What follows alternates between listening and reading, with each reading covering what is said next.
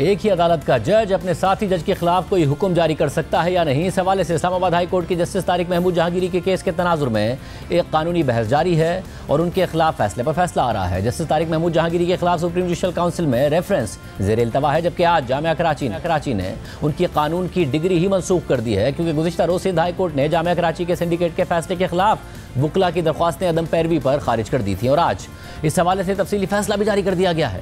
इससे पहले 16 सितंबर को एक दरख्वास्त की समाअत करते हुए इस्लामाबाद हाई कोर्ट के चीफ जस्टिस सरफराज डोगर और जस्टिस मोहम्मद आजम खान पर मुश्तमिल डिवीजन बेंच ने जस्टिस तारिक महमूद जहांगीरी को काम से रोकने का हुक्मनामा जारी कर दिया था और उस वक्त भी सवाल उठा कि किसी भी जज को काम से रोकने का इख्तियार किसी दूसरे जज या बेंच को नहीं है, बल्कि सुप्रीम जुडिशल काउंसिल को है, जहां जस्टिस तारिक महमूद जहांगीरी के खिलाफ रेफरेंस ज़ेर समाअत है। और फिर 19 सितंबर को जस्टिस तारिक महमूद जहांगीरी ने सुप्रीम कोर्ट में खुद पेश होकर इस फैसले को चैलेंज किया था और इस्तदा की थी कि बतौर जज काम से रोकने का हुक्म मुअत्तल किया जाए और डिवीजन बेंच को मजीद कार्रवाई से रोका जाए। जस्टिस तारिक महमूद जहांगीरी की दरख्वास्त पर जस्टिस अमीनुद्दीन खान की सरबराही में 5 रुकनी आईनी बेंच 29 सितंबर को समाअत करेगा, जबकि जजिस की जानिब से साथी जजिस के खिलाफ कार्रवाई के हवाले से 2 दिन पहले सुप्रीम कोर्ट का एक अहम फैसला सामने आ गया है, जिसमें कहा गया है कि जजेस एक दूसरे के खिलाफ कोई कार्रवाई नहीं कर सकते हैं। फैसला जस्टिस जमाल खान मंदूखेल की सरबराही में 6 रुकनी बेंच ने दिया है, जिसमें जस्टिस मोहम्मद अली मजहर, justice Athar Minallah, justice Hasan Azhar Rizvi, justice Shahid Waheed और जस्टिस मुसर्रत हिलाली शामिल थे। फैसला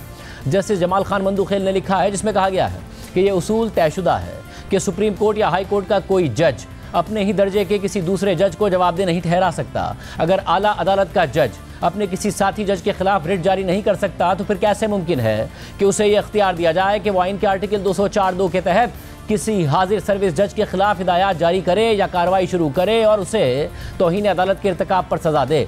लेकिन यह तहफ़्फ़ुज़ बिल्कुल मुकम्मल नहीं है। ये जजिस को बदउनवानी या मिसकंडक्ट के नताइज से नहीं बचाता, क्योंकि यह मामला अदालती इंतज़ाम या नज़्म व ज़ब्त का होता है। सुप्रीम कोर्ट या हाई कोर्ट के किसी जज के खिलाफ बदउनवानी के इल्ज़ाम की तहकीकात और उस पर कार्रवाई सिर्फ आइन के आर्टिकल 209 के तहत सुप्रीम जुडिशल काउंसिल ही कर सकती है। आर्टिकल 209 की ज़ेली शिक 7 के मुताबिक कोई और फोरम सुप्रीम कोर्ट या हाई कोर्ट के जज के खिलाफ बदउनवानी के मामलात की तहकीकात नहीं कर सकता। अगर सुप्रीम कोर्ट या हाई कोर्ट का कोई जज अपने साथी जज के खिलाफ तौहीन अदालत की कार्रवाई शुरू करे तो यह उनके दरमियान बाहिमी एहतराम को नुकसान पहुंचाएगा। आला अदलिया के जजिस के दरमियान खुशगवार ताल्लुकात का कायम रहना अदालतों के मौसर और बेहतर निज़ाम कार के लिए निहायत ज़रूरी है। अगर एक जज दूसरे जज के खिलाफ कार्रवाई करे तो इससे अंदरूनी इख्तिलाफात, शिकायत और रंजिशें पैदा होंगी। नतीजा ये होगा कि अफरा तफरी फैल जाएगी और इंसाफ का निज़ाम टूट फूट का शिकार हो जाएगा, जिससे अवाम का एतमाद ख़त्म हो जाएगा। कोई भी कानूनी निज़ाम इस बात की इजाज़त नहीं दे सकता कि अदालती निज़ाम ही तबाह हो जाए। कोई जज या कोई बेंच किसी अदालती दफ्तर या कमेटी को यह हिदायत नहीं दे सकता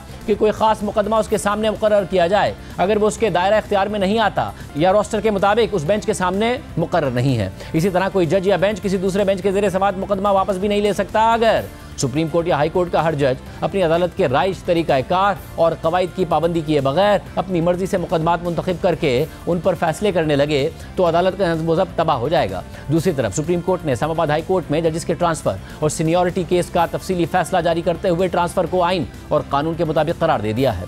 जस्टिस मोहम्मद अली मजहर की सरबराही में 5 रुकनी बेंच ने 3-2 के तनासुब से फैसला दिया है, जिसमें लिखा है कि मौजूदा आइनी दरख्वास्तों में असल तनाज़ा वो नोटिफिकेशन है जो सदर मुमलिकत ने 1 फरवरी 2025 को जारी किया, जिसके तहत कुछ जजिस का तबादला इस्लामाबाद हाई कोर्ट में किया गया। तमाम दरख्वास्त गुजार ये फैसला चाहते हैं कि ये नोटिफिकेशन आइन के खिलाफ है, चूँकि ये आइनी दरख्वास्त इस्लामाबाद हाई कोर्ट के 5 हाजिर सर्विस जजिस ने बजाते खुद दायर की है, जिसमें दीगर बातों के साथ तबादले के बाद उनकी पुरानी सीनियरिटी मुतासिर होने को चैलेंज किया गया है। इसलिए उनकी दरख्वास्त को मरकजी दरख्वास्त समझा गया है और बाकी तमाम दरख्वास्तों को इसके साथ ही सुना जा रहा है। 1 फरवरी 2025 को वजारत कानून ने एक नोटिफिकेशन जारी किया, जिसके तहत 3 हाजिर सर्विस जजेस का सूबाई हाई कोर्ट से इस्लामाबाद हाई कोर्ट में तबादला कर दिया गया।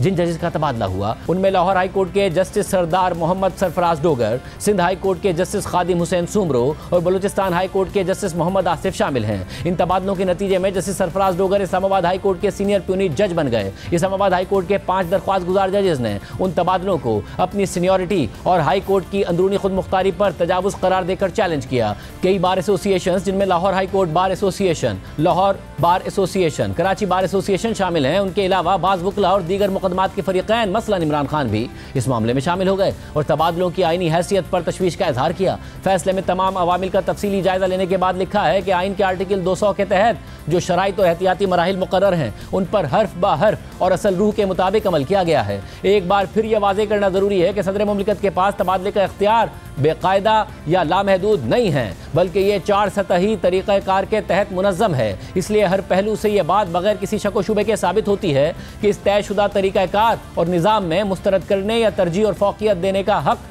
इंतज़ामिया के बजाय मुकम्मल तौर पर अदलिया के दायरा कार में है। लिहाजा ये किसी भी तरह अदलिया की आज़ादी को मुतासिर नहीं करता, क्योंकि तबादले की तजवीज़ को कबूल या मुस्तरद करने का इख्तियार बगैर किसी समझौते के वाज़े तौर पर अदलिया के हाथ में है। ये इख्तियार ना तो अदलिया की आज़ादी को कम करता है और ना ही इसे किसी खतरे में डालता है, क्योंकि फैसला साजी का इख्तियार और रजामंदी मुकम्मल तौर पर अदलिया के कंट्रोल में रहती है। हम ये नहीं कह सकते कि आइन के आर्टिकल 200 का मकसद अदलिया की आज़ादी को कमज़ोर या तबाह करना है। जब जजेस के तबादले से पहले सख्त और जामे एहतसाब और तवाज़ुन का निज़ाम मौजूद है, तो इस शक को अदलिया की आज़ादी के खिलाफ कैसे समझा जा सकता है। ये तबादले तमाम लाजमी तकाज़े पूरे करने के बाद किए गए और हर मुतल्लिका फ़रीक को एतमाद में लिया गया, जबकि तबादलों की हतमी और मरकज़ी मंजूरी इंतज़ामिया ने नहीं, खुद अदलिया ने दी। ऐसी सूरत में यह सोचने की कोई वजह नहीं है कि अदलिया की आज़ादी एक इदारे के तौर पर मुतासिर हुई है, क्योंकि असल फैसला अदलिया ने खुद अपने अराकीन के बारे में किया और चीफ जस्टिस ऑफ पाकिस्तान की मंजूरी और मुतल्लिका जज की रजामंदी के बगैर ये तबादले ना ही मुमकिन थे और ना ही सोचे जा सकते थे। ये तबादले आइन के मुताबिक किए गए और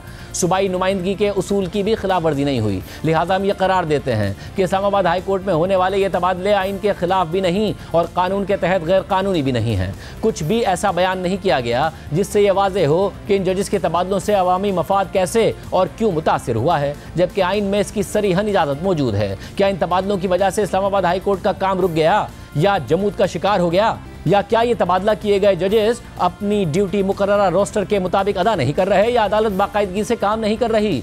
सिर्फ इस वजह से कि एक तबादला शुदा जज की वजह से चंद मौजूदा जजेस की सीनियरिटी मुतासिर हो गई है, इन तबादलों को अवामी मफाद के खिलाफ करार नहीं दिया जा सकता। अवाम के मसीतर मफाद में हमेशा यही होता है कि उनके मुकदमात जल्द अज जल्द निपटाए जाएँ, ना कि ये देख कर फैसला हो कि मुकदमा किस फोरम पर सुना जाए। हम इस दलील से इत्तफाक नहीं करते कि आर्टिकल 200 के तहत हाई कोर्ट के जजेस का तबादला डेपुटेशन के बराबर है। हम इस बात से भी मुत्तफिक नहीं है कि तबादला सिर्फ आर्जी मुद्दत के लिए किया जा सकता है और जब जजेस वापस भेजे जाएंगे तो उनकी सीनियरिटी बरकरार रहेगी। यह मामला दरअसल तबादले की नोटिफिकेशन में दर्ज शराइत व ज़वाबित पर मुनहसर होता है। अगर तबादला मुस्तकिल बुनियादों पर किया जाए तो फिर इस सूरत में तबादला शुदा जज के लिए अपनी पुरानी हाई कोर्ट वापस जाने की कोई गुंजाइश नहीं रहती और उसकी सीट खाली हो जाती है ताकि उसकी जगह नया जज मुकर्रर किया जा सके। एक तरफ दरख्वास्त गुजारों के वकला ने जोर देकर कहा कि जज का तबादला आर्जी तौर पर ही किया जा सकता है, लेकिन साथ ही ये भी कहा कि जज को नया हल्फ लेना होगा और मुकर्ररा मुद्दत खत्म होने के बाद वो पुरानी हाई कोर्ट वापस चला जाएगा। ये दलील बज़ाहिर खुद मुतज़ाद है। आइन साजों का मकसद ये दिखाई नहीं देता कि हर तबादले पर जज को नया हल्फ लेना पड़े। अगर आर्जी तबादले की सूरत में भी जज को अपनी असल हाई कोर्ट वापस जाते वक्त दोबारा हल्फ उठाना पड़ेगा तो फिर सवाल ये पैदा होगा कि उसकी असल सीनियरिटी कैसे बहाल होगी, क्योंकि नया हल्फ उसके पहले हल्फ को ख़त्म करने के मुतरादिफ होगा। और क्या इस तरह वो सबसे जूनियर जज बन जाएगा? हमारे नज़दीक चाहे तबादला मुस्तकिल हो या आर्जी, ये बात नोटिफिकेशन में वाज़े तौर पर लिखी जानी चाहिए। मुनासिब बात यही है कि हमने अपने मुख्तसर हुक्मनामे के ज़रिए मामला जुज़वी तौर पर सदर पाकिस्तान को वापस भेज दिया है ताकि तबादले की नोटिफिकेशन को ख़त्म किए बगैर आर्टिकल 200 के मुताबिक सीनियरिटी और उस सवाल का तयन किया जा सके कि तबादला मुस्तकिल है या आर्जी।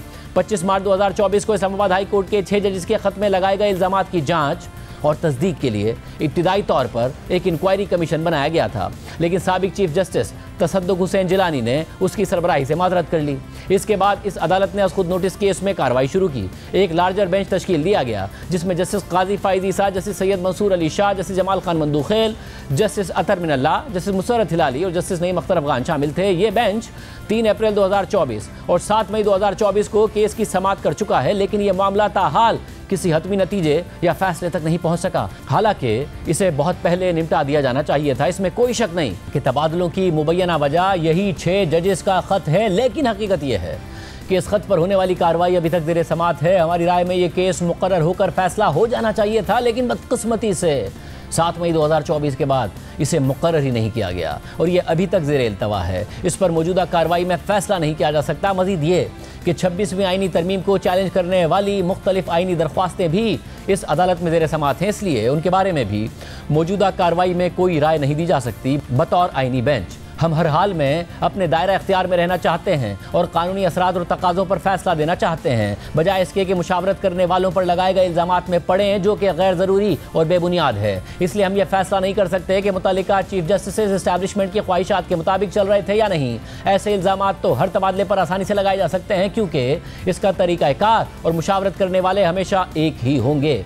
5 रुकनी आईनी बेंच के रुकन जस्टिस मोहम्मद अली मजहर, जस्टिस शाहिद बिलाल हसन और जस्टिस सलाहुद्दीन पंवर ने अक्सरियती फैसला दिया है, जबकि जस्टिस नईम अख्तर अफगान और जस्टिस शकील अहमद ने इख्तिलाफ किया है।